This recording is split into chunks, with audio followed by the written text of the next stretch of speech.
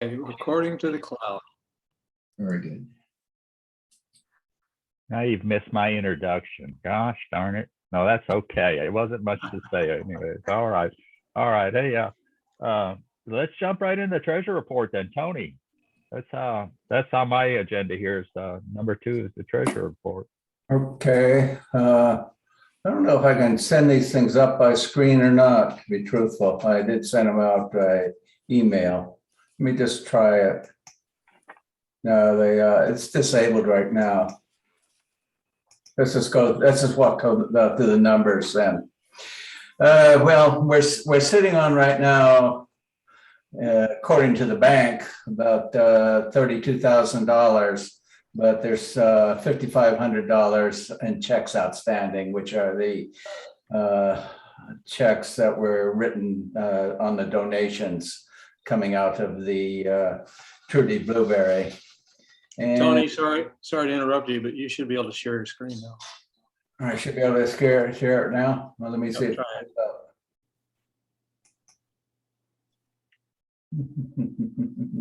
Yeah.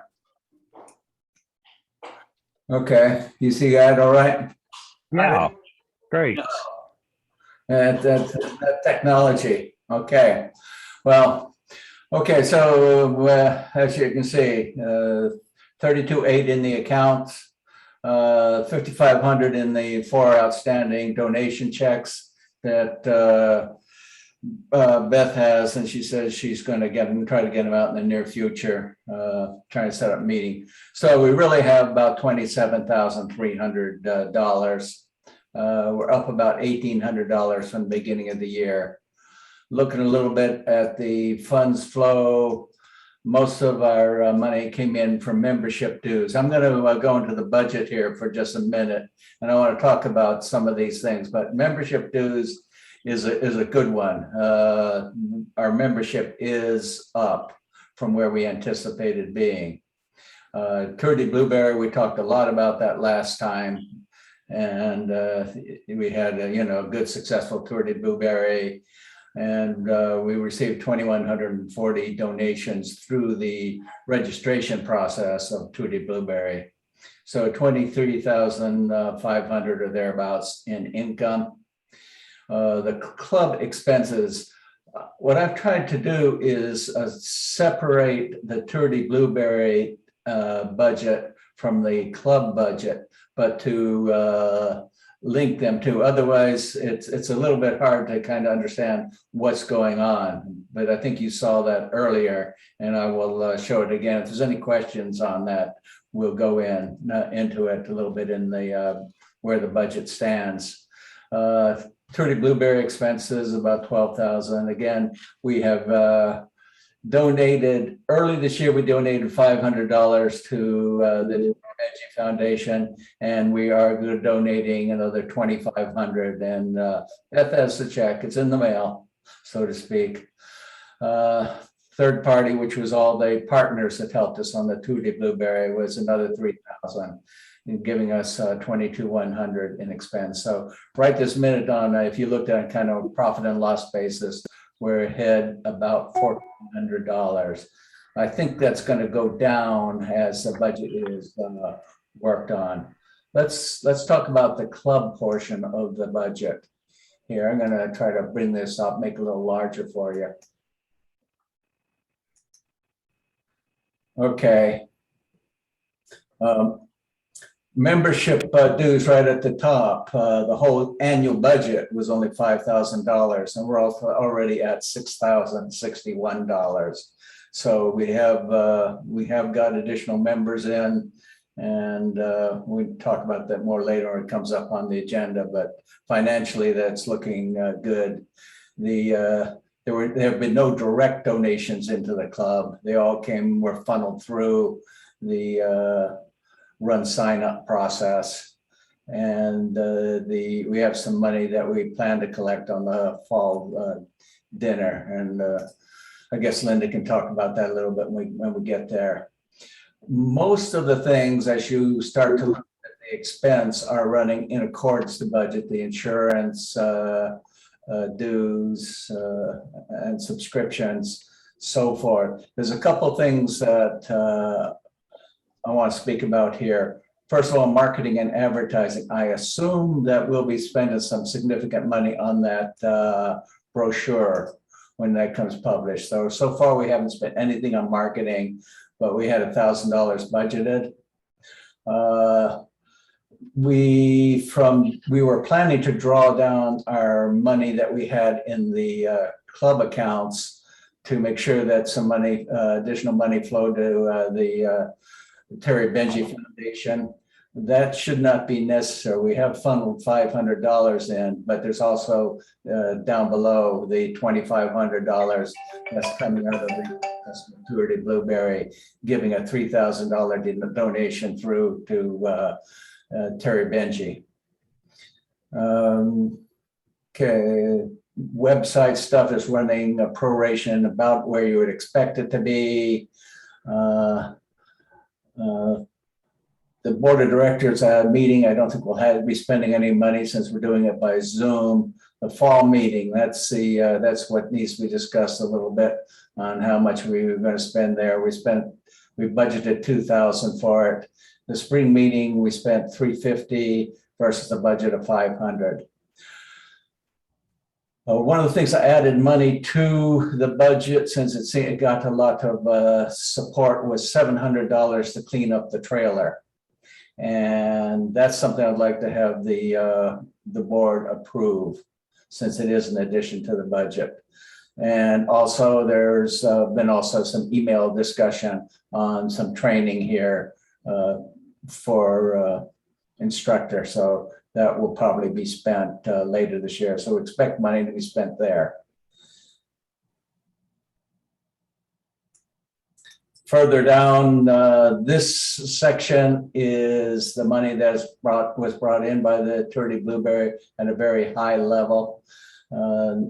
Net profit and loss, we sent out all the money. So essentially, we were still on $336 for that.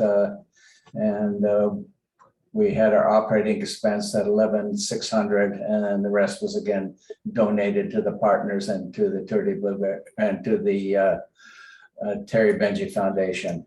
So these are our totals here. We had budgeted a cash drawdown of about $5,000 this year.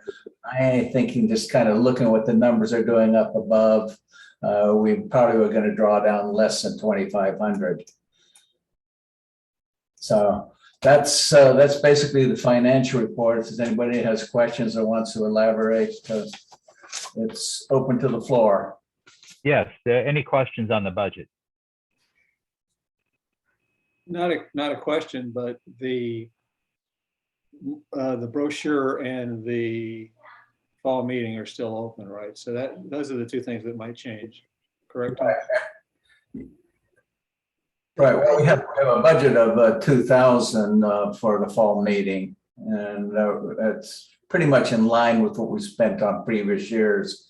And you know, I know Linda has several alternatives. Some of them are slightly below that number. Some are fairly significantly above that number. And then the trailer is new money that was not being planned for this year. But if the board will approve that, I think we should plan on that, putting it into the budget, that $700. And Phil, if you need him, Tony, thank you so much for being responsive to that trailer repair conversation and putting it in the budget. If you need a motion, I'll be happy to make the motion that we do indeed approve $700 for trailer repair in the existing budget. I second the motion.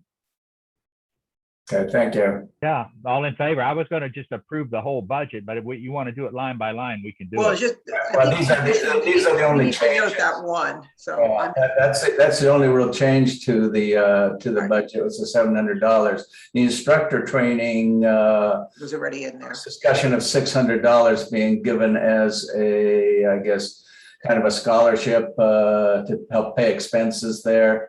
And certainly we have $600 there between the two line items. So I don't know whether we need to approve a difference there, but I would say that's already approved money The only other thing that would be different is if we want to have a fall meeting where we're going to expend a lot more than $2,000. Mhm. Okay, well, can I have the screen back to have a show of hands for all in favor of 700 on the trailer? A budget of 700? And all in favor? And that passes, that carries then. Is Thank you, that sir. something that you need, that you're looking for help with, or is that being done professionally? I'm not in on the details. Yeah, it's gonna be, we're paying someone to rewire the lights, grease the axles, and probably paint it. Okay, I was just wondering if you needed help from members. Okay, thanks. Yeah, that should cover it.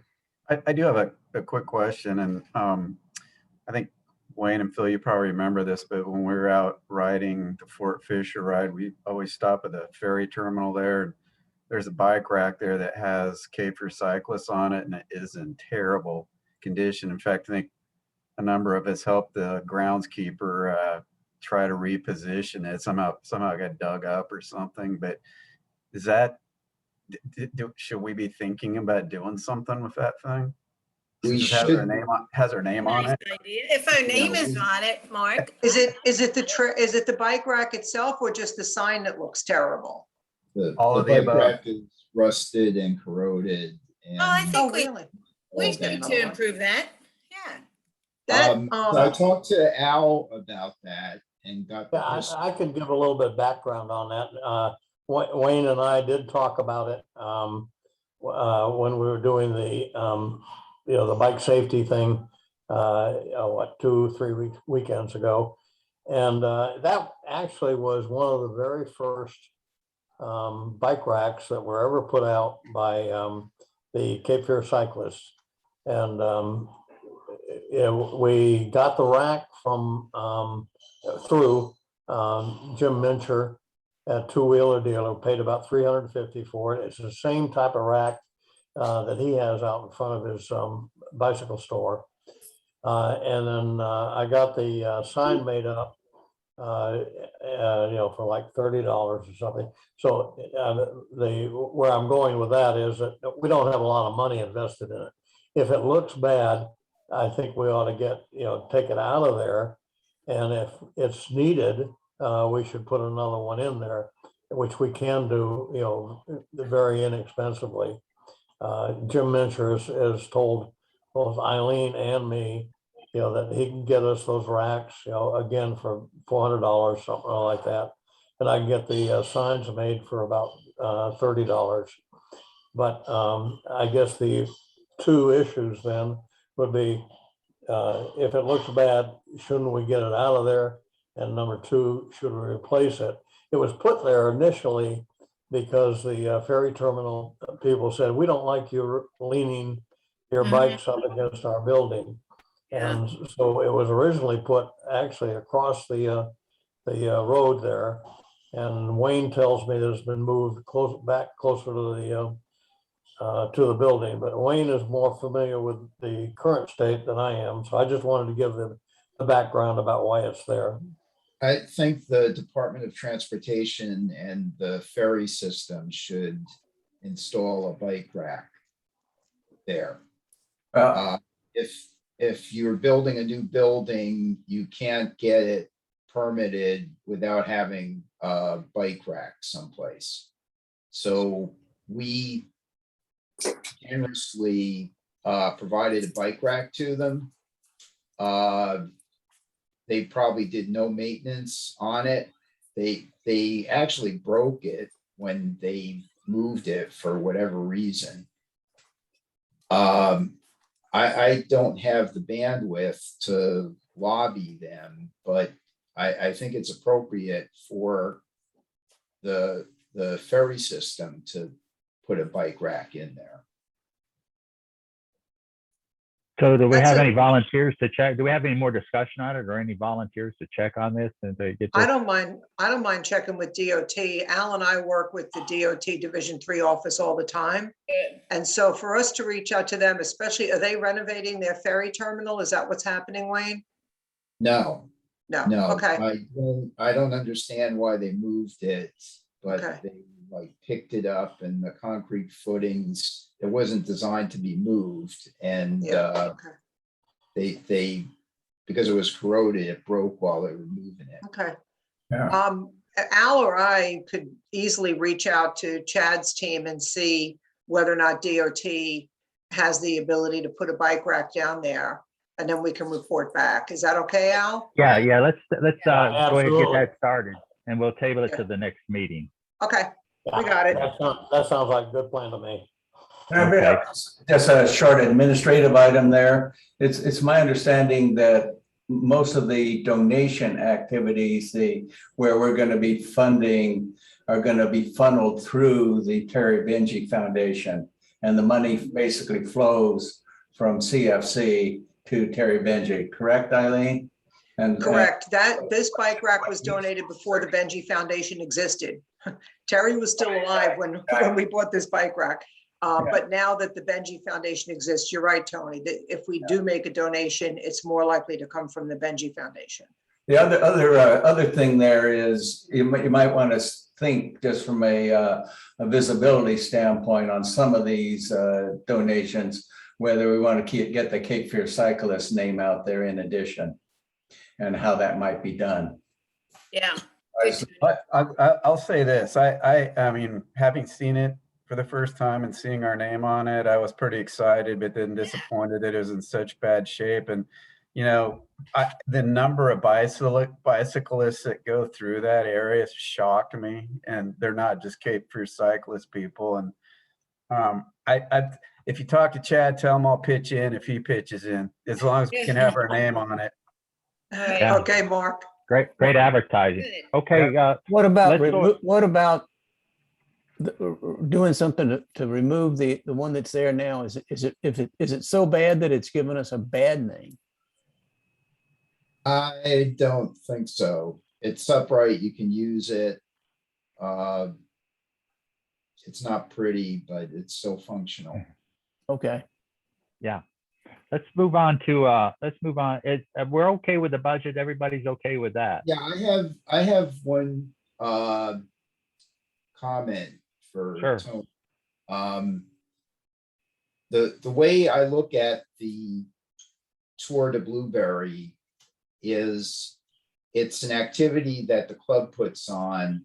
It has expenses and income, and then whatever funds are gained from that, they're available to the club. And it happens that the club decides to donate most of that.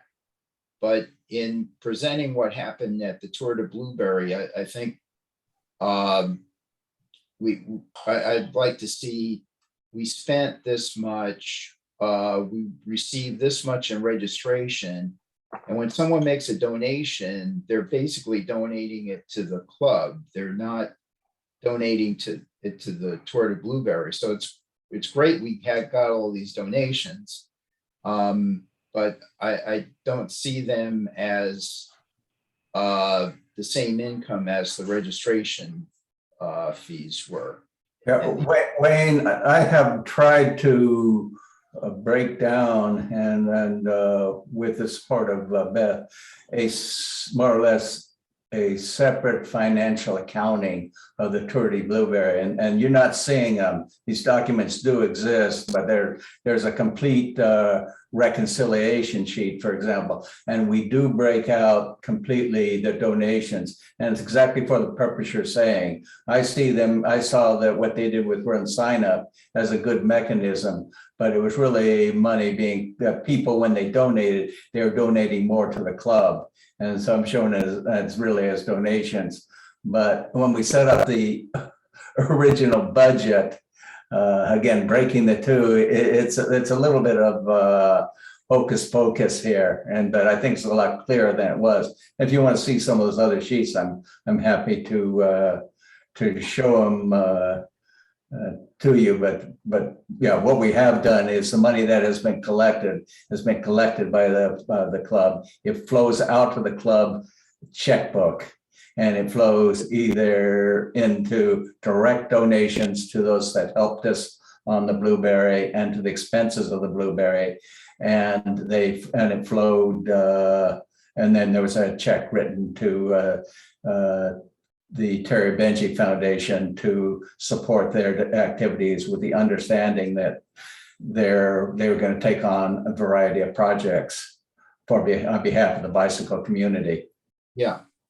Yeah, I'm interested in those details. Yeah, you're how much we're I'll paying send them for to you. registration with the company that did the registration for us this year.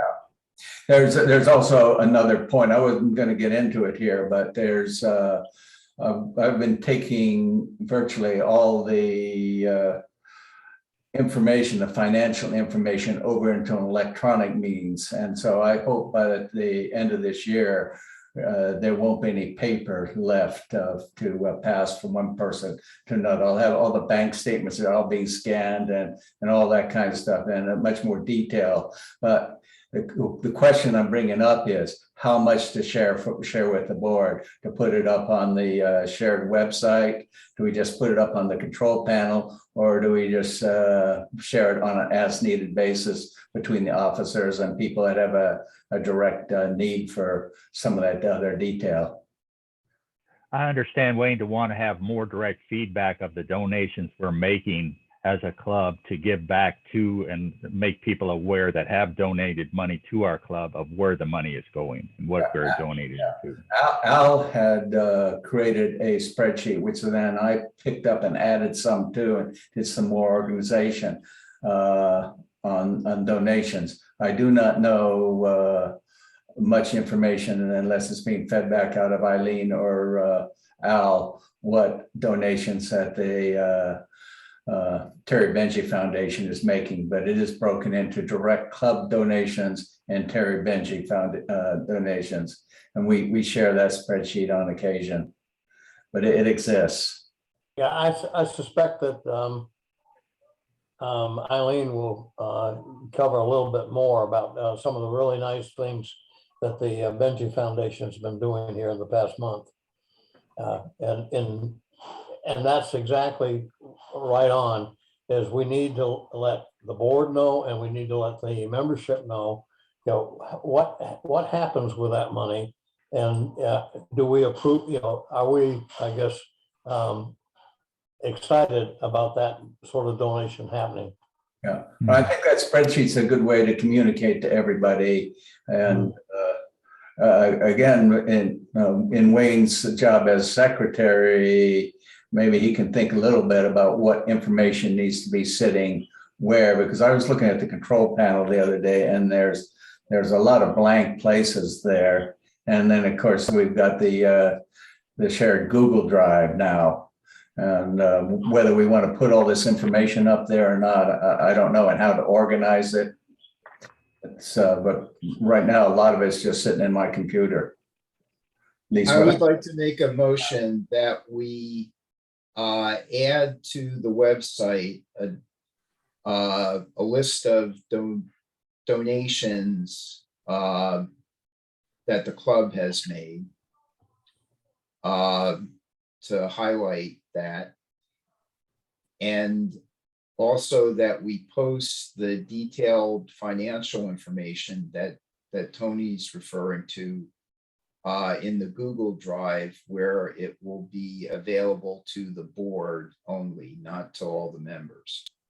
why don't we first look at it as a board and decide whether you want to make that available to all the members. Some of it may be too much detail, and some of it might be controversial. I don't know. No, I'm not suggesting we make the financial details available to all the members. You're talking about the donations, so Yes. yeah. But I mean, So we have a nomination to make the donations that our club makes more available to the members through the website, with a drop down on the website. Maybe not in a great detail, but at least have a list of the people that the money is going to. Is there any more discussion on that? Do I show hands in favor of that? Yeah. Yeah, everybody raised their hands. There you go. So Just we'll have for to have future- that done with Tony and Wayne and Bill. Just for have that. historical reference, the fact that we haven't been able to have an annual meeting because of the pandemic, what we've always traditionally done is at the annual meeting, the recipients of our Tour de Blueberry money attended, were introduced, the checks were given, pictures were taken, and then the stuff was put on the website.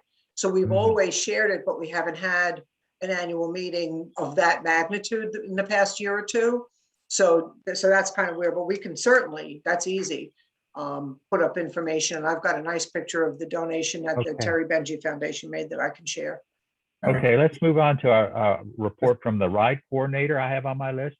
Mark, do you have anything about the rides or any of the things you ride, calendar ride leaders you want to discuss? Well, I have a couple things. Just want to make sure I'm clear. So, this is my first year doing this, so I'm trying to stay in my lane and not get out of my lane. And I get nervous about putting things on the calendar that the board might not be happy with. So I know that over the past several months, there's been a lot of discussion about the e-bike policy. And if you've noticed on the ride invitations, I've subtly taken that off because I was told by a number of members that it was incorrect, and some pretty forcefully. Phil and I chatted about it, and it's not on there, but I've seen that. I can't remember, somebody did some really good research on it.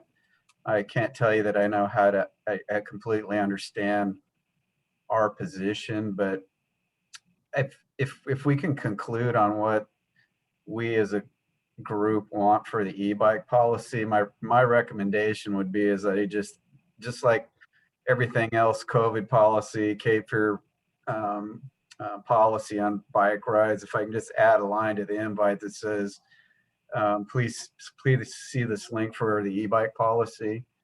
That would be really good, as opposed to actually pasting it into the ride description. Good idea. So, and then I think we probably ought to talk to the ride leaders a little bit about what to look for, because I'm telling you what, I would not know the difference between a class 1, 2, or 3 e-bike if it showed up unless it had a gas engine on it. Is the e-bike policy still that e-bikes are permissible on club rides, but not in a pace line? Don't know Or the is it answer to changed? that. Yes, I believe that's true. Yeah. So I can summarize this. I think Tony is aware of it. There's a class 1, 2, and 3 e-bike, and class 2 is the kind that does not have to be pedaled to move it. Our insurer doesn't cover class 2 e-bikes, and they sent something out that said these bikes aren't covered, and we recommend that you have people sign this acknowledgement, but we're not requiring you to do that.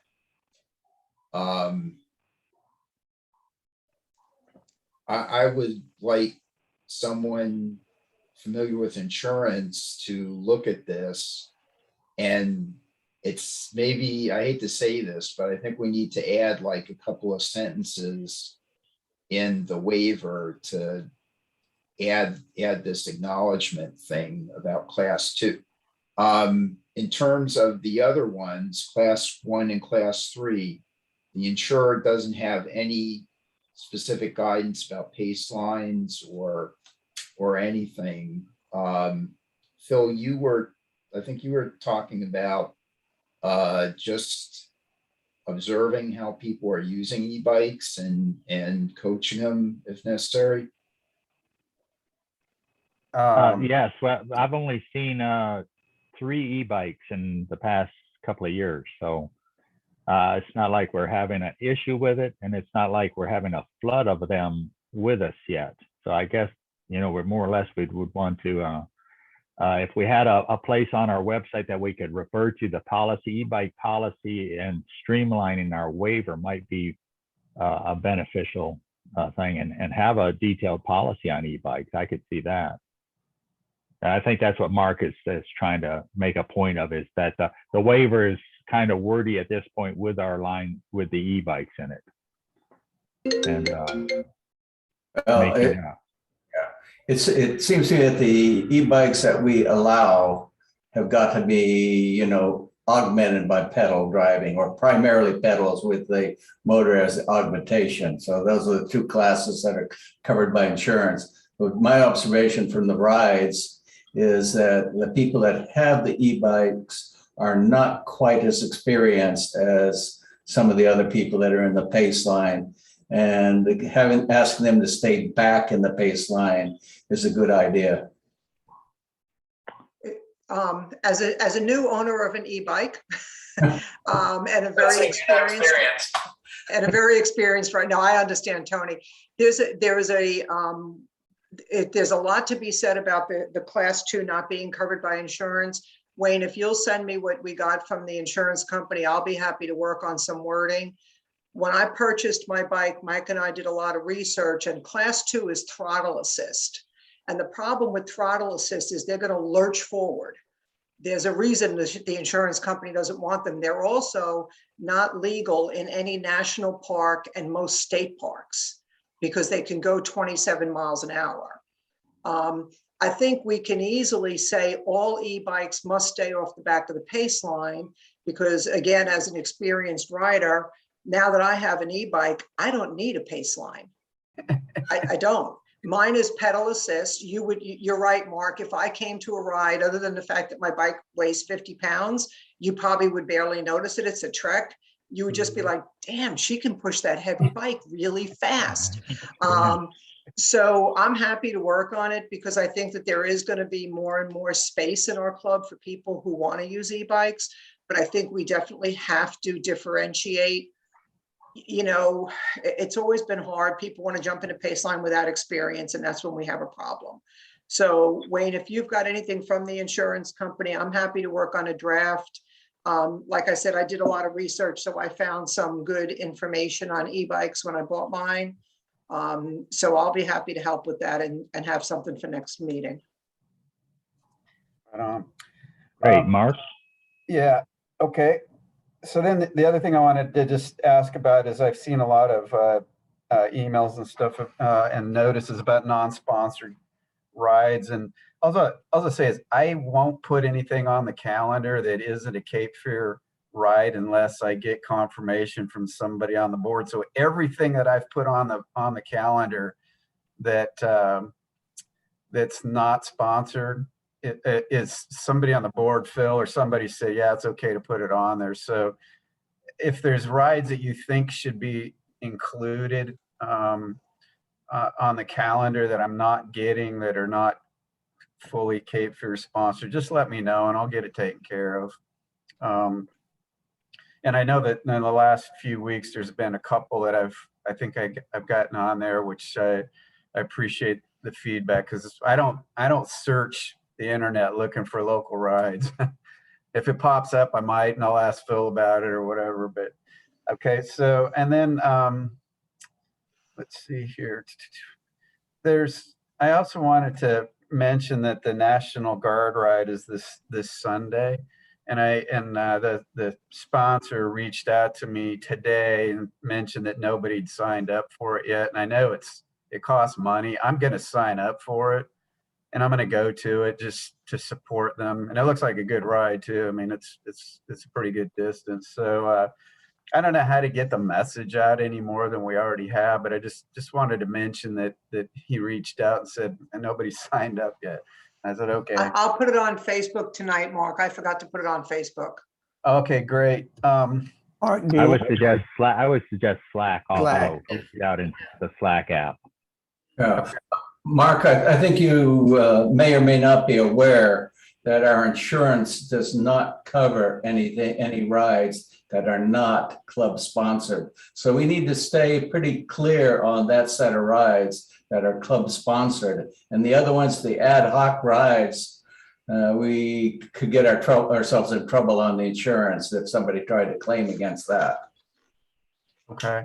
Not that they shouldn't happen. Yeah. Okay. So let me ask a question then. about ad hoc rides. The ad hoc rides, as you all know, show up on Slack. And that's a club kind of sanctioned communication spot. So how do we handle and I'm speaking in particular, the ad hoc rides that are scheduled for Sundays a lot of time. I'm just confused now. How are those on insurance or not? They're not, are they? No, could we make a notation on the Slack app? Possibly Sandy could do that to where it says ad hoc, non-sponsored, non-club sponsored or something like that. Is there room for that? Alternative rides, yeah. Well, Yeah, also, there's no sign-up sheet, so there's no waiver to sign. right.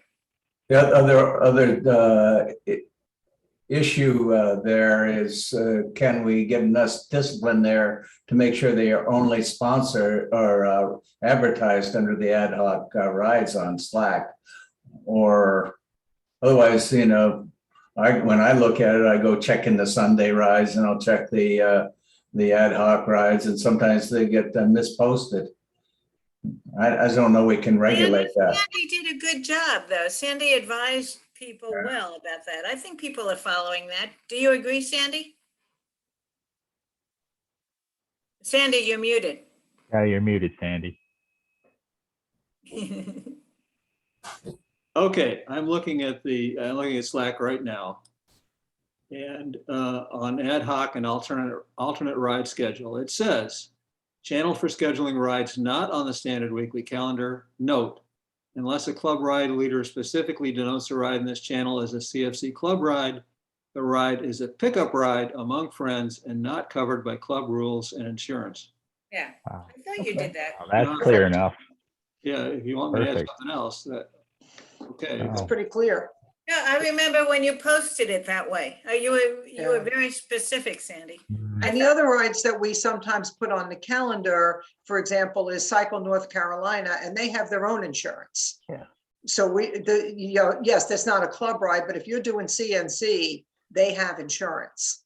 So sometimes we will partner with another organization and put their ride on our calendar when we know that it's a ride that's official and insured and managed.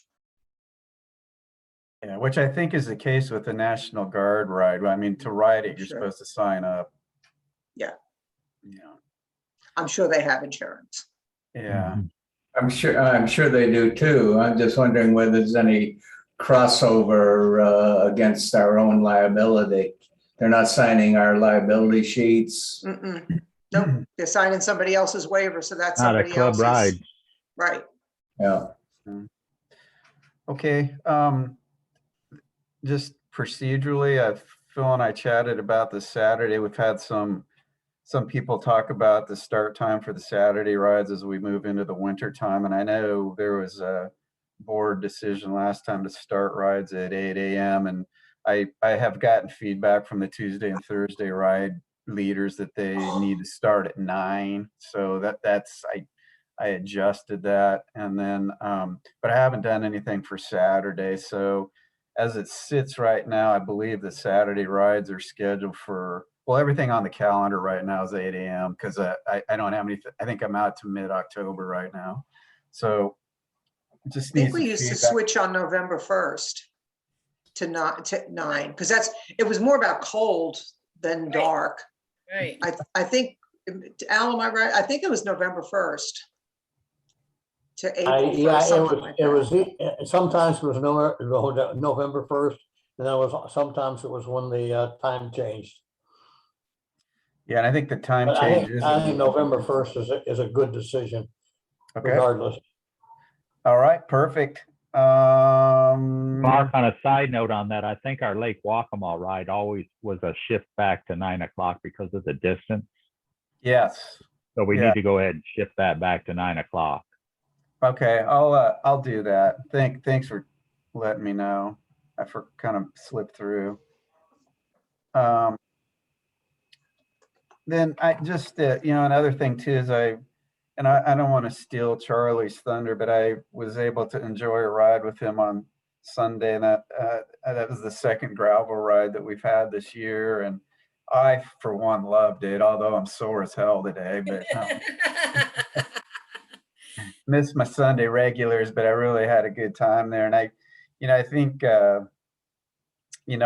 what was fascinating to me was how many people we saw out there and how many people were actually Cape Fear Club riders out there. And I think if we can figure out how to support Charlie and his effort out there a little bit more, I think we'll probably attract quite a few people. And I think the issue is trying to find another person that's understands the area well enough to take people out into the wilderness and get on some of those back trails, which Charlie knows, but he's got a job, and if we can figure out how to support him more, that would be fantastic. So anyway, Well, that's kind of all I have.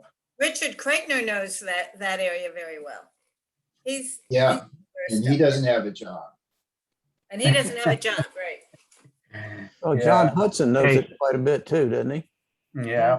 Mhm. Yeah, he's got records out there. I was looking at that the other day. He's got Thank all- you, Mark. I think you're doing a great job as the ride coordinator. Thank you so much.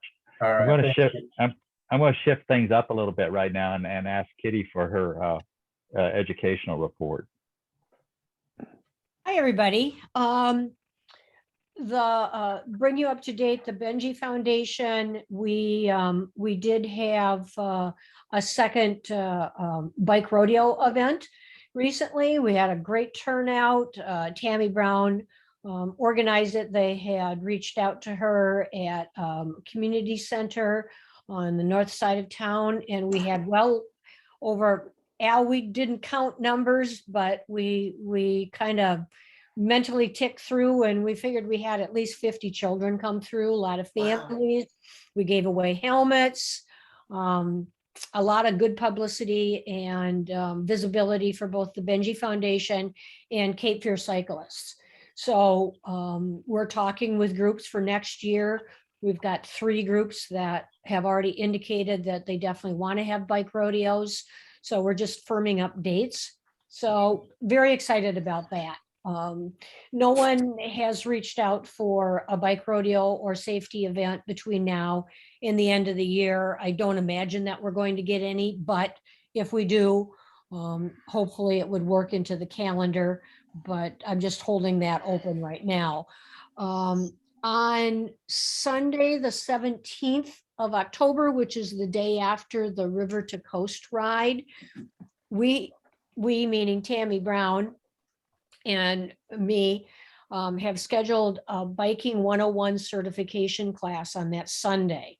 So it's going to be basically from noon to 5.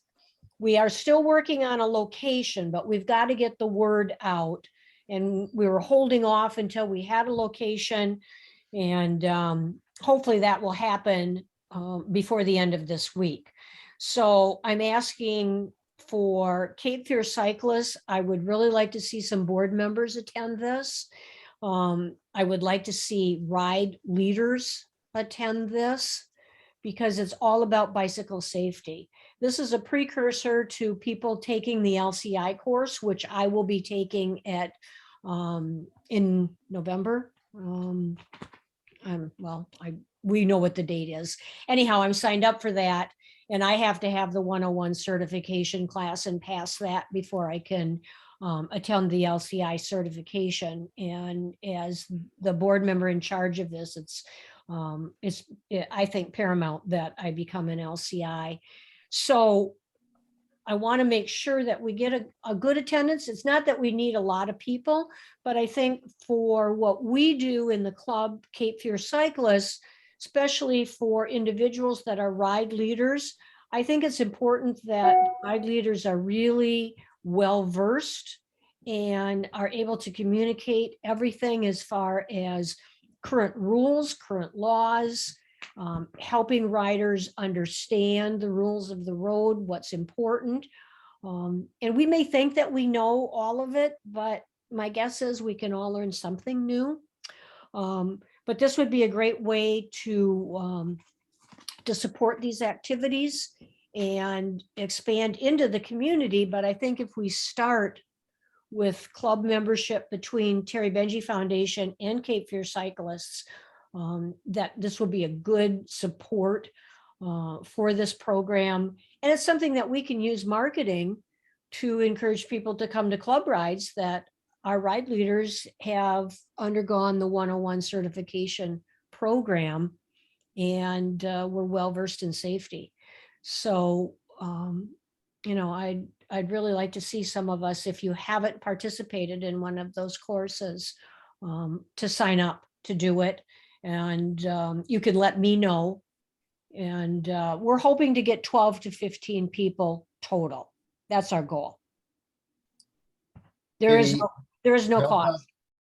How about if we start recognizing people that are LCIs and ride leaders?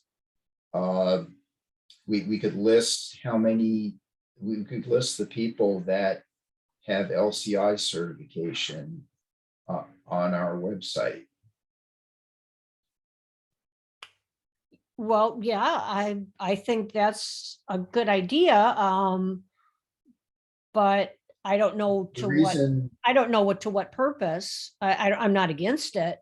well, I think this is important because we've had some issues with people questioning riders' behavior, whether they were riding safely. Hmm. And, there's a tendency for everybody to think they're an expert. I'm a ride leader, but I'm not an LCI.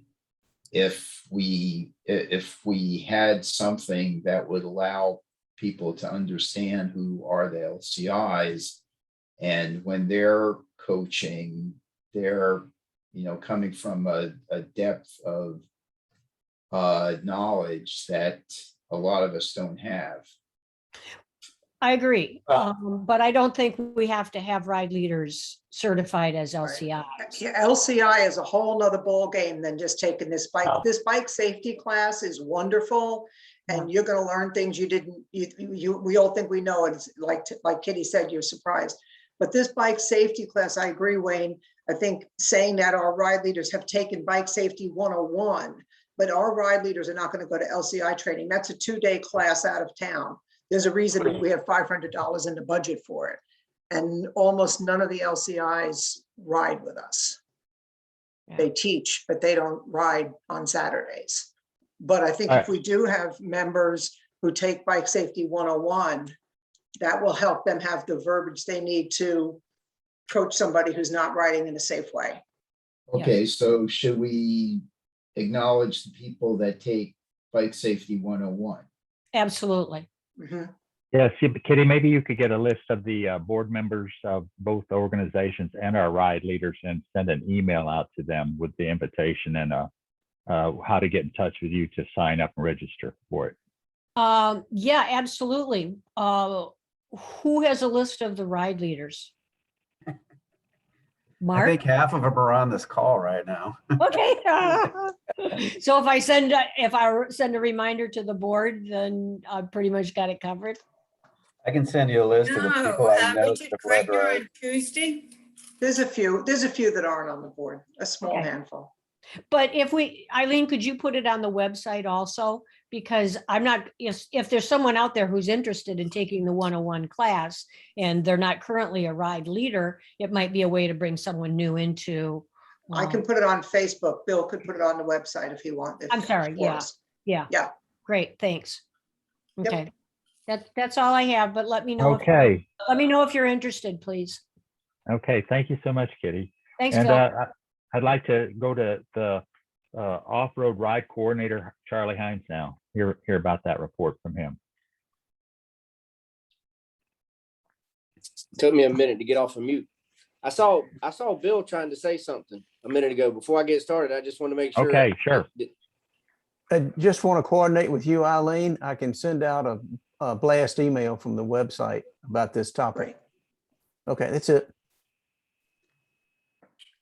Okay. And I'll go ahead real quick and just say that I took that bicycle safety 101 at the Bike Walk Summit, I think 3 years ago, and was really surprised because I thought I knew quite a bit and picked up some really good nuggets, and they corrected me on a couple of things, and I'm glad that they did, because I mean, we can talk, but like I always kind of riding here in Leland and Brunswick County, I stay pretty close to the white line, you know, when I'm riding some of the roads. And one of the LCI instructors came up to me and she said, hey, you know, you're allowing the cars to come even closer to you because you're hugging the white line. And I was thinking because the roads over here don't have, you know, and so it was a great course to just kind of wake me up and say, hey, you know, move out just a little bit so that the cars will actually pass you and go, you know, go around you in the other lane. So yeah, I agree. That's a really good course to take. Even Good to know. yeah.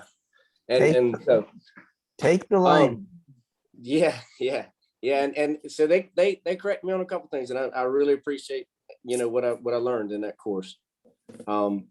So from the off-road and man, thank you, Mark, for giving me a good tee up there to start talking. But yeah, so we've had 2 rides so far, and man, I tell you, just been great. I've had, you know, not knowing kind of what we were exactly doing or getting into, and kind of, you know, getting it, you know, kind of one of those things where you got to get started just to see what presents itself, you know, take the first step and then start moving forward. We had 6 riders at the first one, and we had 6 riders yesterday at our second scheduled time, and 6 different riders than the first ride. So it was really neat, and you know, just some pretty cool things already. Young lady that came to the first one has said she's been wanting to get out on the gravel for you know, a year or so, but was scared by herself, and really excited that she saw an opportunity to come ride with some folks and get to experience, you know, the gravel riding and with a group. And then yesterday we had a gentleman that has not ridden in about a year and a half, and this was his first ride back, and he was excited just to be out there. So a lot of cool stories already kind of happening with the gravel ride. So yeah, thank you for the opportunity to be able to do this. I'm having a lot of fun with it, and excited. The only things I wish my work schedule was a little more consistent, so that I could schedule, but I don't always know where I'm going to be and when. But kind of as we move forward with the you know, with the gravel rides and that type of thing. So, you know, you guys talked about some other people leading some rides and things like that, and you know, just some concerns that I want to kind of just talk about as we move forward is, you don't always know the conditions, you know, and like one of the big concerns that I had, you know, I'll just tell you kind of going into yesterday morning, was what type of riders am I gonna have, you know, and yesterday was a pretty experienced group, but I had gotten an email from a young lady that said she was asking me what type of bike to bring. She had never been off road. She was looking forward to, you know, this was going to be her very first time. So I'm sitting there, I start thinking about, man, I didn't get a chance to go pre-ride this course, the route that I was going to go on. You know, it rained so much on Tuesday and Wednesday earlier in the week. What is that going to do, you know, to the trail or to the road? So those are some things, if we do move forward and we move forward with some other ride leaders, I think we're going to have, you know, we could have experienced riders. You could have somebody that's coming out there for the very first time, you know, that's emailing you wanting to know about what type of tires, you know, and which is great. Those are the folks that I get really excited about, you know, that we get to show, you know, for the first time. So I just want to make sure that we don't, you know, we're gaining a little bit of momentum. I don't want us to just jump real crazy, or, you know, personally jump real crazy, put something on there long distance. As Mark said, it's different, you know, 20 miles, 25 miles on gravel can be a whole lot different than 20 or 25 miles, you know, out on the road. And, you know, we all been biking long enough, you know, so many people, how many miles did you ride? How many miles did you ride? You know, when you tell them you went for a ride, they want to know, well, how many miles? And it's like you're judged kind of on how many miles did you actually do. And, you know, one of the things like yesterday and just seeing and talking to some of the folks as we were riding and getting to see wildlife, getting to see some of the just a beautiful scene. And we had probably one of the most perfect days, that we could have as far as riding. Want to make sure that we don't get hung up on, or, man, we got to get this amount of ride on there, or this amount of miles, or, those type of things. I just want to, like I said, not get going too fast, put something out there, and then those people that it's the very first time or something, they don't ever want to come back. Because, the main thing, and Mark heard one of my cheesy, I'm always coming up with little cheesy things to say. I want to make sure that we stay about the smiles and not the miles. So, so that mood, so just thinking about that, the other thing, that I want to think about as we do this is, possibly even, finding a time where I can, some of these folks that are talking to me that are entry, first time, not sure if they want to buy a gravel bike, not sure if they want to buy a mountain bike, maybe even not only just having a gravel ride, but I'm going to try to figure out kind of how I can do like some intro stuff, even if we just ride the 2-mile gravel road at Brunswick Nature Park, just up and down it, just to kind of get used to, riding, a different style bike or a different style tire. So that's one of the things that as we progress with this, definitely a way to incorporate the intro rider with those folks. The other thing to kind of consider, with the off-road riding is most gravel roads, for extensive miles are in public game lands. And being that they're in public game lands, we're getting ready to move into hunting season. And so, just got to be aware. I like staying with the Sunday. I think we definitely got to stay with Sunday through the fall of any rides that we may do in the game lands. I put 2 documents on the Google Drive, and you can take a look at them, and it just shows. So hunting is allowed on Sundays, and I was really worried because Holly Shelter had come up for vote again this year on allowing Sunday hunting. And it turns out that, and I didn't even know this till I was reading this the study. The bicycle advocacy community and the bird watching community were the 2 that helped keep Holly Shelter from passing Sunday hunting. So right now, but there are like 55 of, I think I read 55 of the 92 public game lands allow Sunday hunting.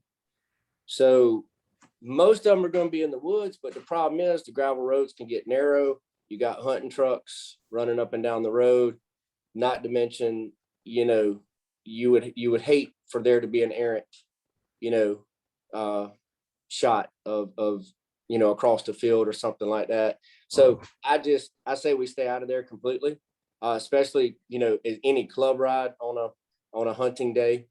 We definitely won't schedule anything on a day or a game lands that has a Sunday. So you can look at those and see which ones allow Sunday hunting. Also, there's a map that just shows you which game lands. I just did the eastern, northeastern side of the state, since that's going to be the main areas that we would ever, go ride in right now. And you can see that some of the game lands are 6 days a week. Some of them are 3 days a week. Your bigger, more popular game lands are definitely the 6 day a week hunting game lands. So that being said, what's that? I think you're doing real well with the rides and the in our time frame here. I'd like to, could you wrap it up? I guess that's okay. Last thing is I've had some folks ask about going to other places. It sounds like with insurance and things like that, people have asked about going to Croatan. People have asked about going to Uwharrie. People have asked about, some of these are an hour and a half to 2 hours away drive. Is that something that we want to promote? I'm fine if it works out on a weekend, but what you know, with our legal and our liability, as you've talked about, and some of these other things, you know, are we okay with doing that? With saying go to, you know, Croatan, hour and a half drive from here, or, you know, Uwharrie or Umstead in Raleigh. So. Mhm. Well, you know, just what I know about it is we're covered so long as it's not trees. I think that was the main thing is there can't be any trees involved near the path. Yeah, I was So just worried about gravel roads, you're fine. anything travel related, with having Mhm. people travel 2 hours away to meet our club Mhm. or have a club ride. That was all you That know. should be Yeah. a problem. I don't think I there'll mean, be we a drive to problem. Bolivia, we drive to Waccamaw. And Okay. while Yeah. you're driving to the ride, you're covered by your automobile insurance. Mhm. The ride insurance covers the ride, Okay. Yeah. as long I as just it's didn't know within the Charlie. confines of the policy. Yeah, I just didn't know if Thank there you, was. Charlie. I think you're doing a great job with it, and I'm excited to see it on the calendar. I really was wanting to see that more and more because everybody's doing it. So I'm real glad for that. How about we go to Linda and our social coordinator? How about it? What a dilemma we have. You know, by my report, you've seen our options are inside. I have heard back from the front room today. I got an email, and that is a possibility again. So we can be back in that price range, which going by memory was more in line with $2,000, I think. And that's just a neighborhood figure, but that's inside. And based on my comments, and I still believe that we would have a very, fewer people attending an indoor event, but that's up to this board to decide on. I'm happy to pursue that. The outdoor events places, you saw they're expensive and it's very risky in November. So, it's kind of a risky thing to pursue here. I would love to hold an annual meeting. I mean, we have wonderful presentations from NC DOT. We make those donation presentations, to the people that have helped us with the Blueberry Festival. What Kitty was talking about earlier, and Charlie as well. You get to introduce all of these ideas and opportunities to our members. So I'd love to see it happen. I believe we need it, but I think it's risky. Not everybody is vaccinated, and it's an indoor event. I mean, I will do the work, but I wouldn't attend an indoor event. I thought about the lake house at River Lights because that was well attended and such a nice venue for anything. If we did something like that outside, again, with the lake house, you have the facilities it's only $75 an hour. So it's not an expensive, and there's food trucks, which could either pay for or continue to charge our members $20. That's our decision. But just in terms of options, there are people who are not concerned or very comfortable. They've been vaccinated. They feel happy, so they could be inside, and then there are those of us who aren't, that could be outside. So maybe if we did an earlier afternoon, and earlier, because we want to be finished, before it got really cold. So I don't know. I need your advice, because I looked at many more places than I listed on the report, and everything's expensive. Just because I'm willing to go where controversy is, would it be terrible to say we want to have an indoor event, vaccine required?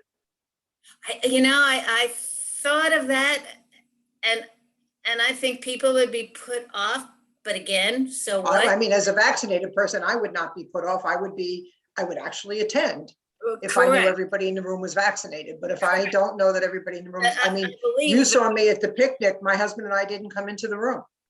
And a lot of people were that way, and I tried to have I- a mask on while I was inside, and Right. it somehow sometimes happened. But again, getting to the vaccine, the people who, if we say vaccination required and they don't show up, I don't think that would be a lot of people. I don't think that would mean, Yeah. I don't think we'd lose, and if we lost out on them, it's okay with me, kind of thing, so. Those of us who are vaccinated, but We have to make a decision quickly because November is coming up. Shouldn't we decide if it's going to be indoors or outdoors? And then just start narrowing down the options? Can we take a poll among the board, indoors versus outdoors? Could we have a show of hands for the people that would attend an indoor, want to have it, would want to have an indoor event, whether they're attending or not, would want to have it an indoor event? A show of hands for that. It depends on if there's vaccines required.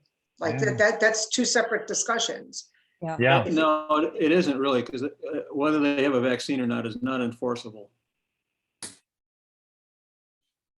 You Then I wouldn't come. I got a side question. How much did the battleship cost us a few years back? That I attracted a don't lot know, of it was people. before my time, but the battleship is not available. They're not booking any parties through 2021. Okay. Just FYI, whoever asked. And if I could throw in something that if I could duplicate that picnic that had 60 people had it, and compared to the dinner that had 80 to 85 people at it at the annual dinner, I had a good time there. I could call that I could call that the annual dinner and have the food. I heard one fella say that a food truck was, but everything about that was great for me. Picnic was So, great. Yeah, So if we could It was great. duplicate that same thing where it was indoors, it was outdoors. right, Could we- right. Could we go back to smoke in the river? People could eat outdoors if they didn't want to come indoors. And Smoke, the reason smoke on the water did not work, and again, I don't know who's talking, sorry. They are a restaurant, not a caterer, so the food was not delivered at the same time. Half of the restaurant was eaten and their dishes were taken away, and the rest of the half hadn't been served yet.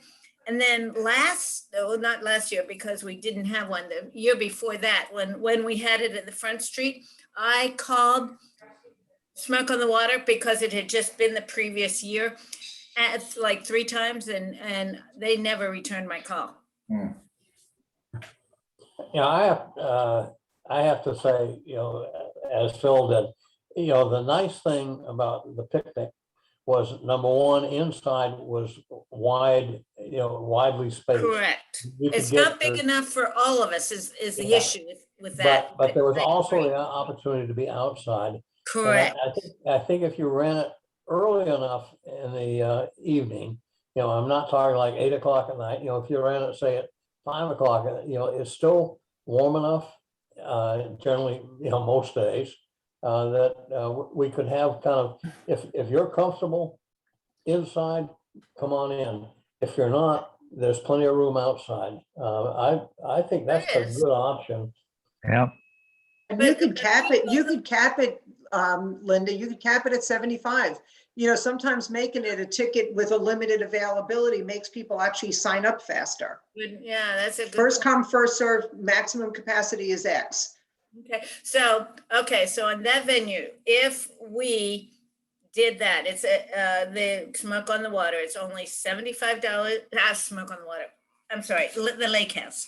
It's only $75 an hour. We can do for for several, I could do at least 2 food trucks, I would think. That we for would that pay many for. people. And they're in the range of 12 to, I think $15 a person is high. I think it's more like $12 a person. Mhm. We could pay for that Yeah. and, you know, Is there anywhere we can get a caterer just to come in and have an indoor outdoor option? We have- that's number one, that's more people. Again, if people are comfortable inside, there are some, you didn't go, Tony, there are some Yeah. tables inside, but you're pretty much sitting either outside or inside with your plate in your hand, okay? Mhm. There are some tables, but not nearly enough, maybe enough for 12 people. There are tables, but but it's more casual. It's Yes. I lovely was just thinking furniture. there might be other locations like that could absorb more people, could absorb 100+ people between an indoor outdoor combination environment. Say that. So where? Tell me where. I don't know. I can think of. I don't either. If you tell me, I'm happy to call them up. I don't. I found the Cameron Art Museum can handle us. Yeah, The for 4,000. wedding venue that I mentioned can handle us outside sitting at tables. Yeah. In one place you're under a tent, but what if it's 40 friggin' degrees? What if it's No, raining? you've done the research, Linda. This is Yeah. gonna be the next meeting. We don't have time for you to do more research and There's no then more Right. meetings. decide at the next meeting. We Right. have to Yeah, we need to decide. do it. Right. I like that location you had, and I'm a big fan of, there's some awesome food trucks in this town. And I think Correct. if you had 2 food trucks with Right. kind of different would. types of offerings, that's more handheld food, so it goes well with that venue. And it would be well within the club's budget that our guests would not have to pay for their own food. We could easily cover the cost of food. I think that would, people would come if they could get dinner for free, because, as you know, historically, it's been $20 a person, right? Because they're buying their own food. And we, the club, basically paid for the venue, but this is such an inexpensive place. I would, Al, you mentioned early afternoon or early evening. I would even go for early afternoon, more like 3 Yeah. or 4 o'clock. Yeah. Because it's November. That's And all. a Sunday is nice. I think a lot of people on Sunday afternoon, a lot Do more you? are available. We Yeah. used to have it during the week at night, and all the working people, you've worked all day, you're exhausted. Right. Whereas if you And do they it didn't at want 3 to or come 4 on a Sunday, downtown. They Yeah. didn't want to get in the car and drive again. So yeah. yeah, I thought the picnic was a great turnout. Yeah. And they liked So the, could we duplicate the picnic for our annual business meeting? I think that's our annual dinner meeting. Well- Duplicate it even time wise. And the only thing I would say is maybe could we add some tables outside? It would be possible to bring in a few tables. I could look into table rentals. Let me suggest a location and an approach that I've seen work successfully, and that's at Longleaf Park. GE puts on its retirees picnic there, and they get a lot of people out. It must be, I don't know, Wayne, must be 150 there plus. Everybody has benches, and then they bring in somebody, a caterer that brings in pig and other things, and it's not expensive, but you can handle them. There is a lean-to in case it's raining. But it's probably also not November and Is- potentially 50 degrees out. Right. And I is guess there as a it's in lean- the summer. And will October. a lean-to accept 85 people? That's who came, that's the number I used because that's who came to the Battleship, Tony. Yeah, 85. When we did Front Street 2 years ago, that was 65 people indoors. But the Battleship was a huge. You've got weather, and you've got money, and you've got COVID. Yeah. So you have to make some magic happen. Again, I think the picnic came off really well. I had a great time there. if we could, and there's Al's third thumb up. So well, I don't think it's a little late to find another venue. We had these choices that were offered from the research that was done by our committee chairperson. Maybe, we haven't even talked about the other two because of the expense, and to go into looking into another venue and another setup at this date, like Wayne said, I think is a little late in the thing. We're more or less trying to choose between three things, and I think there was three in your letter there that you sent out. Yeah, And I two of only did Two of three. them were way above the mark where we're going to go. Yeah, yeah. And the outdoor space at River Lights is a lovely idea, but it was way too open, no bathroom facilities. You know, I just didn't see that as a viable option. I really didn't. Right. So, but the lake house gives people an option to go inside should they choose to. Those of us who choose not to don't have to. So there are more options there. That's true. Could we call it a picnic again? Could we call it afternoon? Yeah, The warmest time of the day? It would not be a dinner, you know. Yeah, I annual think, meeting what do you think? picnic. 3 to 6 o'clock or 4 to 7? 3 to 6? Let's 3 to do 3 to 6. 6 because of the 3 to 6, yeah. the cold factor.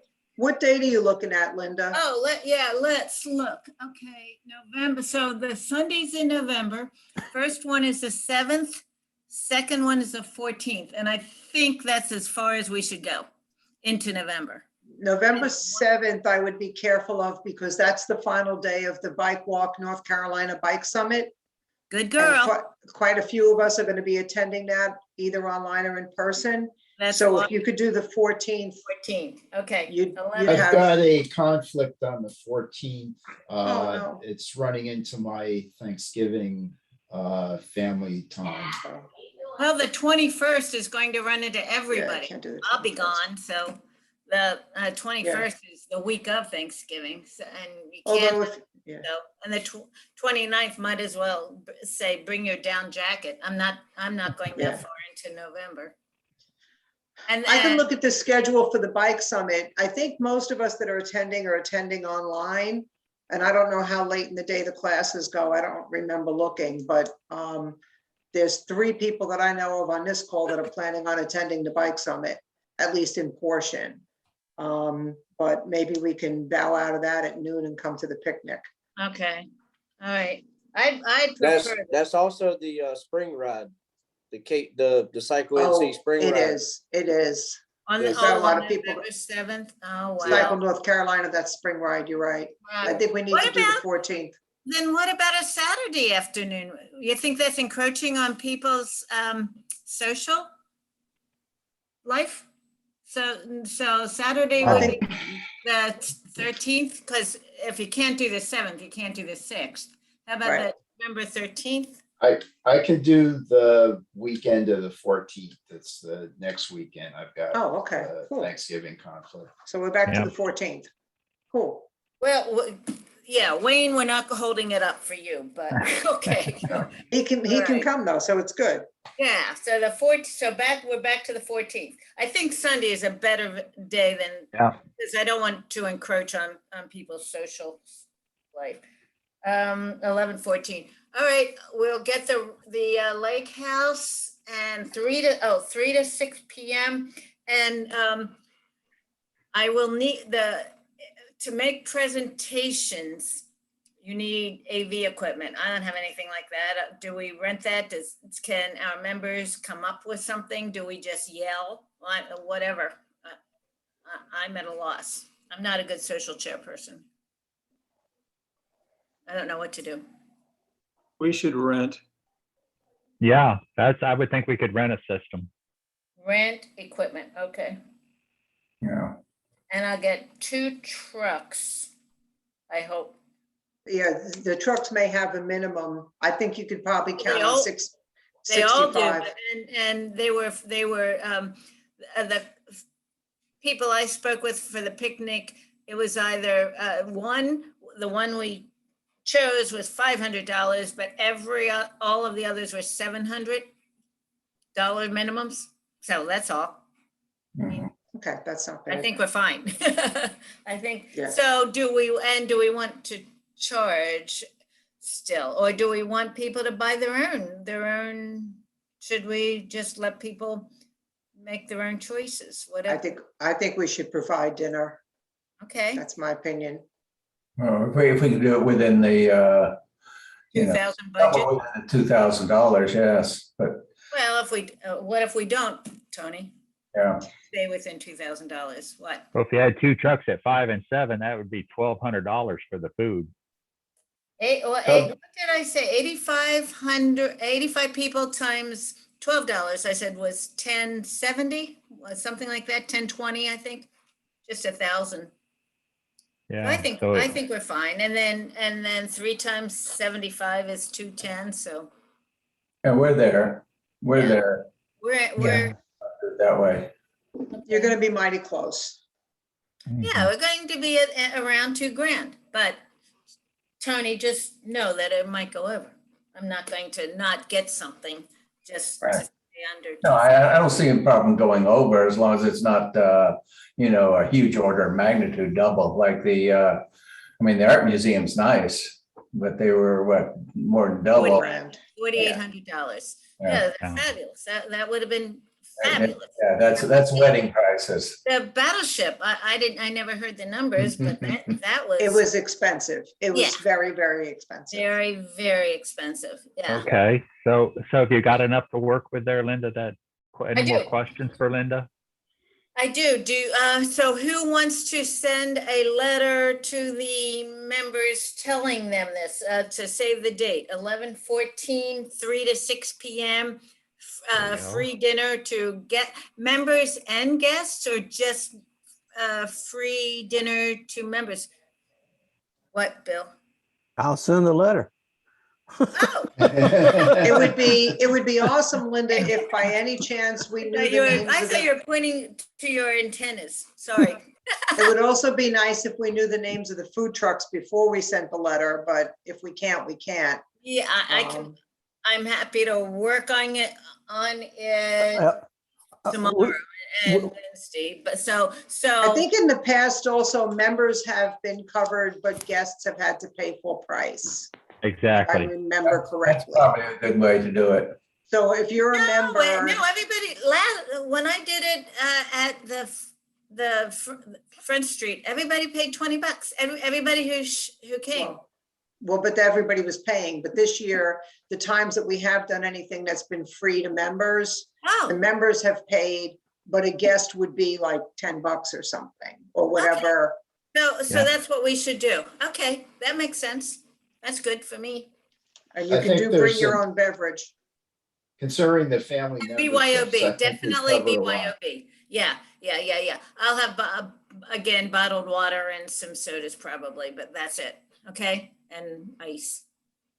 Anything else that I should include? And AV equipment, and which is just going to be like a microphone. I mean, I'm And a not going to do speaker. a monitor. Okay, just a microphone.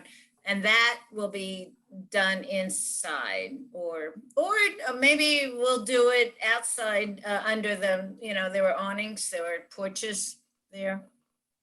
Depends on the weather. Look. Oh, yeah. Probably plan that inside. Look at If somebody brought a guest and you said you could pay $10 for the meal, or you can pay a membership due and sign up, have a sign up sheet right there to try to get them to bring somebody to kind of as a membership drive. Oh, There you go. I like That's that. interesting. good one. Good idea, Charlie. Okay, we can definitely do that. Well, once I get the food trucks in aligned, I will let Bill Culpepper know, and he can send out information. Sounds good, Linda. Thank you And for it all the should work be you've on done. Facebook, of course, email and Slack, right? Yeah. we've got Okay, so time. let's move on to, Bill, do you have anything else you want to add to report about our website? No, not really, real short. I put it on the Google Drive. It's there. The numbers for September are low in terms of logged in visits. But if you look back at last year, or the rest of this year, you will see the same thing. So I'm not I'm not worried about it. I don't really have anything else to say. If anybody has any questions about the website, let me know. Okay, any questions about the website? No. And let's move right over to Sandy. Did Sandy have anything about the membership? All good news. Hang on a second, I'm gonna bring it up.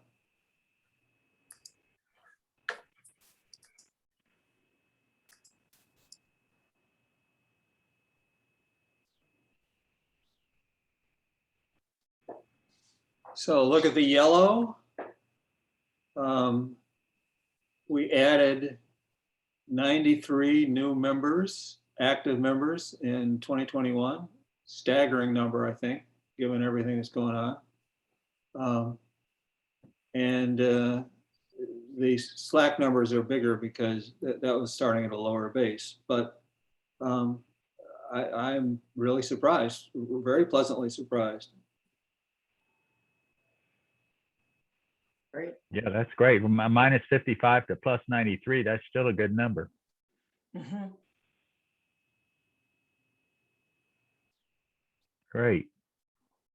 Anything else for Sandy on our membership? No, not worth talking about.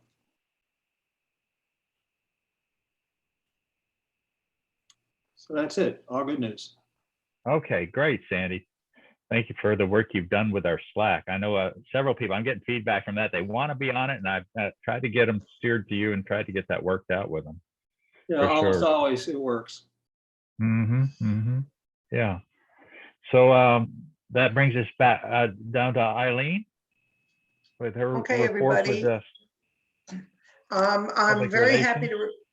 okay, public relations wise, Facebook page stays pretty busy. We're up to 1,350 followers on the Facebook page. I've not gone into the world of Instagram just because I'm just not doing it for the club. I'm able to share a lot of things from East Coast Greenway and Bike Walk North Carolina, and we get a decent amount of traction on those articles. You probably saw the recent very exciting news that we were successful in our years-long plea to change the speed limit on River Road down to 45. So we're excited that Chad Kimes pushed that through and it's effective now. We thought it was going to take several months, but a change happened last week. Yay. Yeah, and he's going to be working with New Hanover County Sheriff's Department to enforce that. So if you're on River Road, you should see new signs. And one of the Benji Foundation members rides his bike regularly from River Road to UNCW to work. And he's going to be reaching out to Chad and his people to clean the bike lanes. He's seeing a number of dead animals in the bike lanes. So we're reaching out to get that maintained. So that's what's happening there, and publicity and, portion of the Terry Benji Foundation. The most important thing, and I think I sent an email to the full board.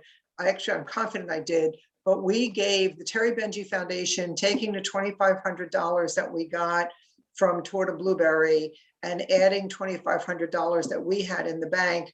We gave a $5,000 grant, and Phil was able to be there, and it was a really cool day. I posted about it on the Facebook page, but I can send you more detail if you need it. There's a nonprofit organization called Special Pedals, PEDALS, and Leah Sherrill, who runs it, is a special education elementary school teacher, and she and her main mechanic work with developmentally disabled young people for them to learn the trade of bicycle repair.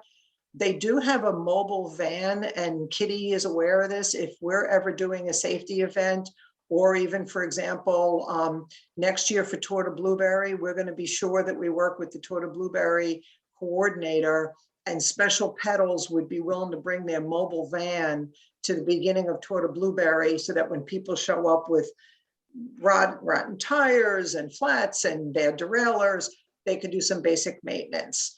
And so the $5,000 we donated is for a new storefront that they're building on North 4th Street, not far, actually right next door to Flytrap Brewery. And it's going to be the only bike store on the north side. They're going to employ, probably 10 people. And right after we gave the 5,000, I don't know if anybody follows them on Facebook, but Flying Machine, who does a really nice job with bike rides and runs every week, Flying Machine has designated them as their major recipient. They also gave $5,000. So isn't that great? So in the past month, they've gotten $10,000, which will pay for all the drywall and insulation, and I think the flooring and paint. So I think Leah's she was hoping to have her storefront open. Phil, was it by like January, February? Yeah, I think so. And so, to have a bike repair store on the north side, and they sell refurbished bikes.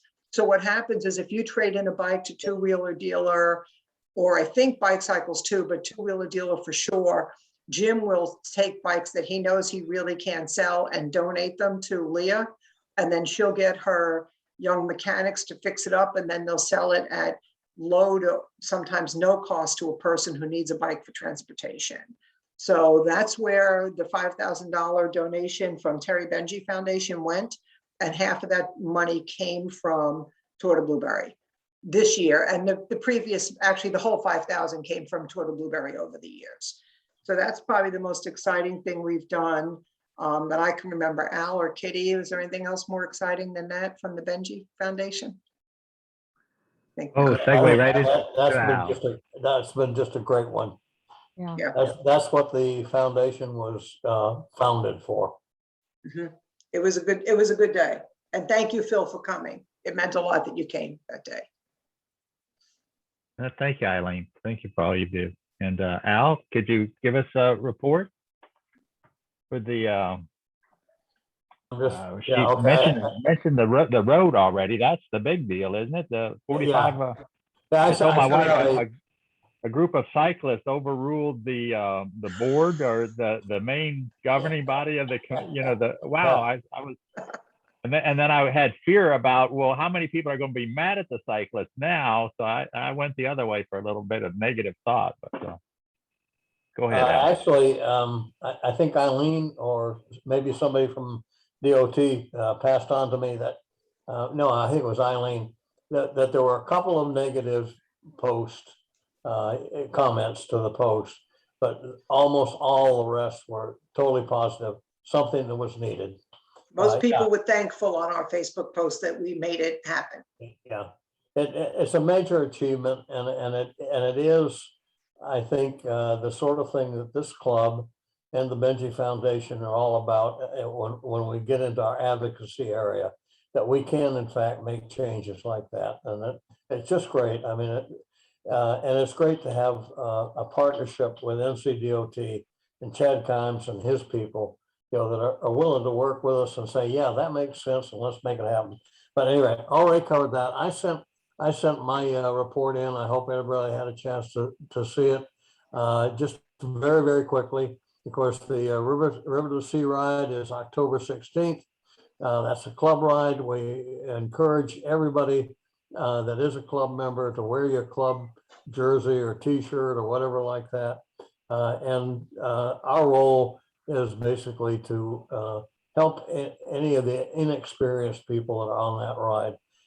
The Benji Foundation, two of the members of the Benji Foundation, Jim Iannucci board, and Jim Iannucci and Steve Zinder are going to be helping with doing the SAG sweep sort of stuff. I'll be doing that again this year. If anybody from this board would like to do that, I'll be glad to contact them directly. Going on to the Adopt a Highway, which is October 9th. That will be the first one where we don't do the yellow bottle hide and the prizes and so on.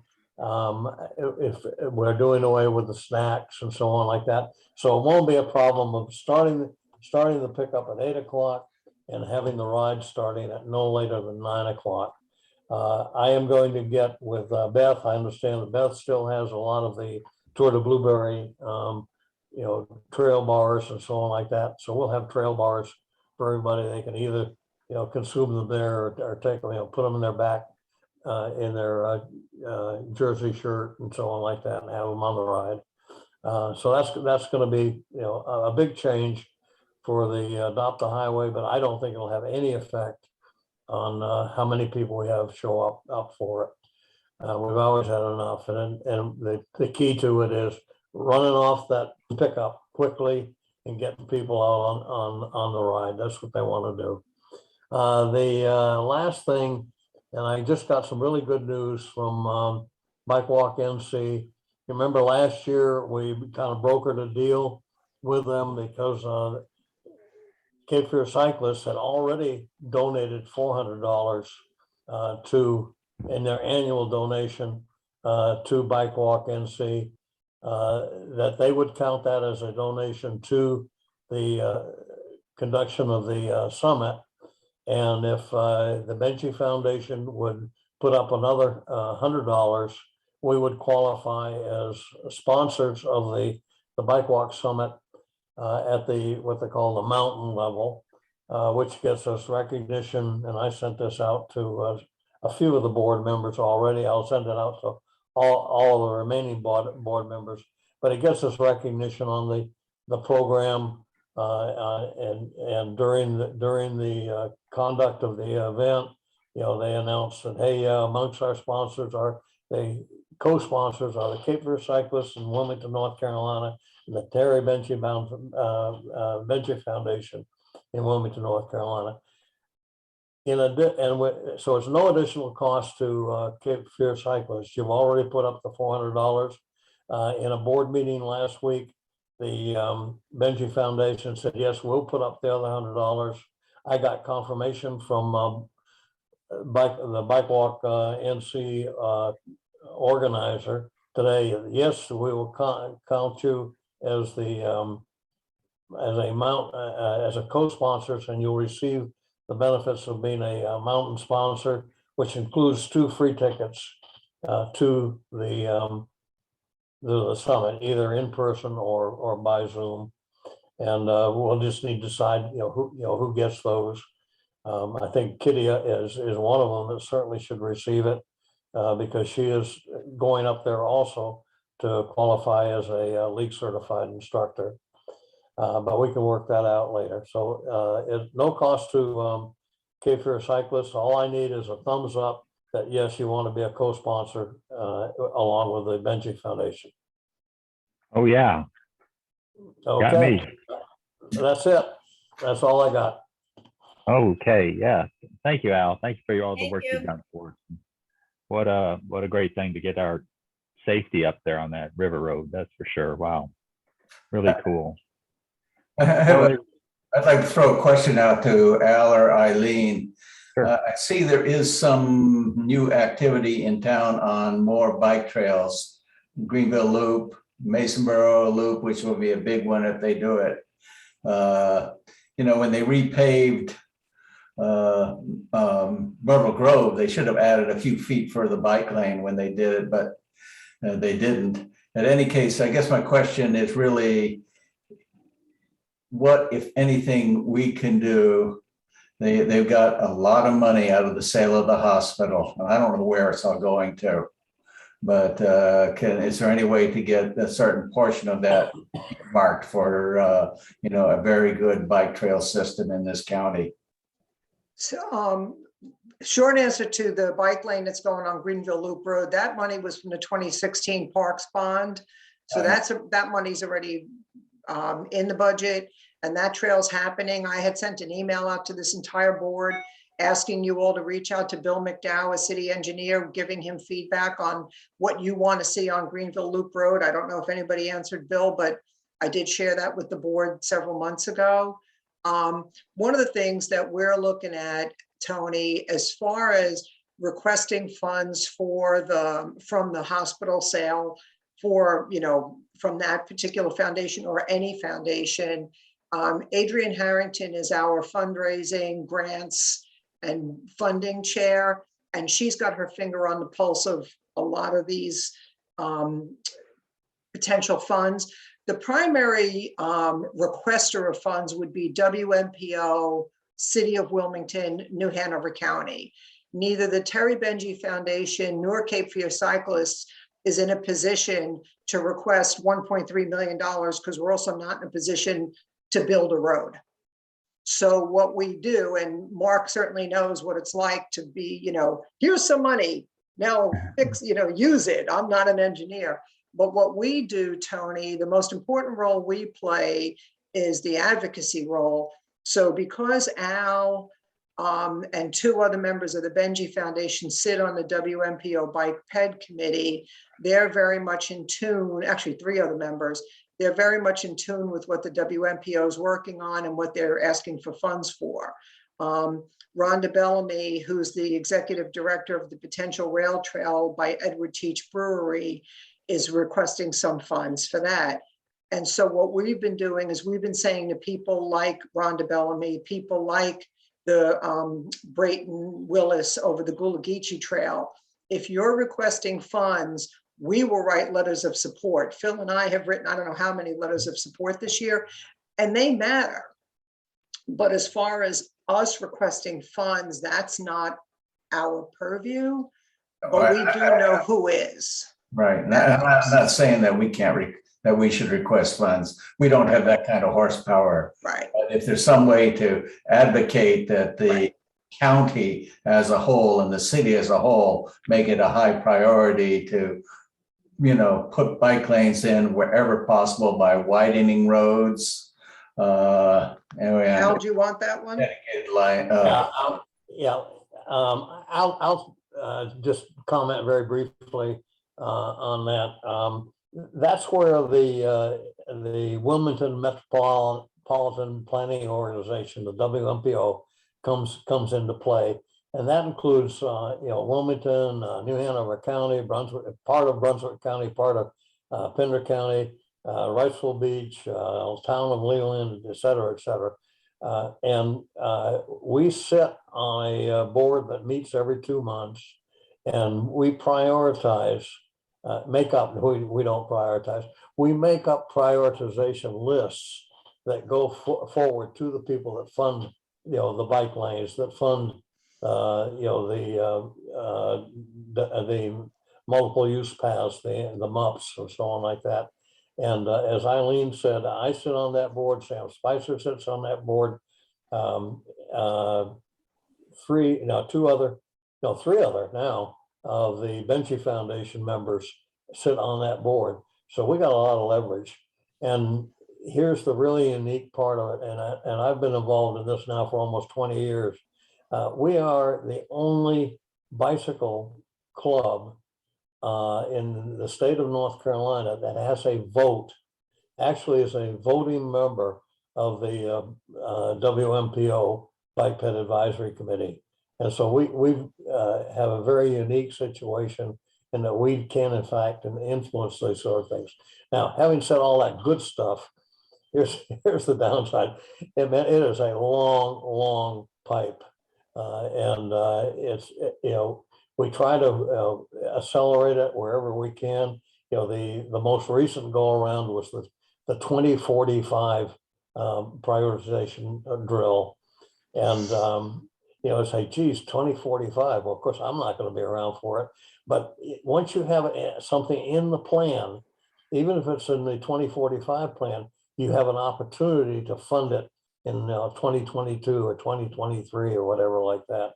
So that's kind of how it works. It took me a long time to learn all this stuff, but it's very encouraging in some parts.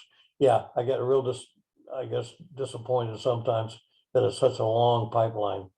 The thing that we're going to push right now, the other members of the Bike Ped Advisory Committee and I that are in the Benji Foundation, thing we're going to push is not only creating the facilities, but maintaining them.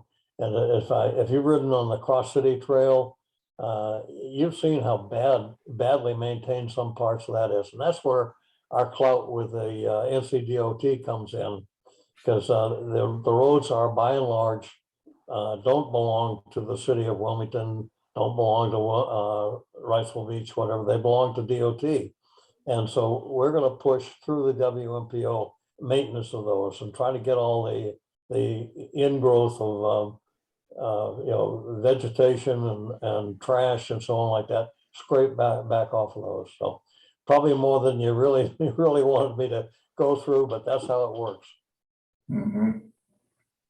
No, I just brought the subject up because there seems to be just extra money there. And of course, with all this emphasis on going green, it seems to me that bicycles are a big part of that. You have countries in Europe, the Netherlands, for example, that everywhere has bike trails.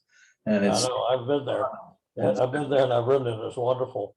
it really is. And if to the degree that we can influence that, it might not help our lifetime, but it will help our children or grandchildren.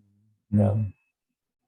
That's real good. That's real good, Tony. The real good subject to bring up because we push hard for that, and I'm grateful that Al's in there, but Yes. and fighting in the trenches to get that going. So, is there anybody else have any new business or anything else that they'd like to add to this meeting before we close it? I just have one suggestion, and Sure. it might sound crazy, but it's probably taken me a year to figure out who all of you are because I don't see you all the time. Obviously, the people I ride with, I know who you are, but have you ever thought about in the photo section of our website putting pictures of the board members so people can actually know who you are and what your position is? I know there's names, but I'm pretty sure there's maybe some board members that I know their name, but if they walked up in front of me, I'm not sure I'd know who they were. Just an observation. It's a Good good idea. one.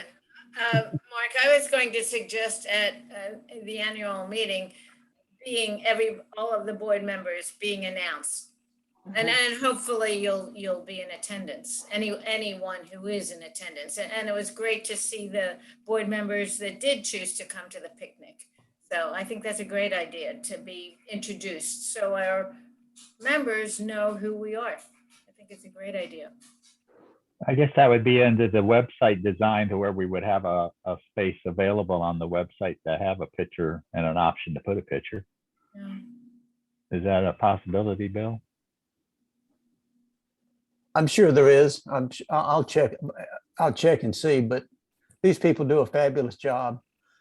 And I think you can put a picture right next to our names. It's already there, actually. I'll look into it though.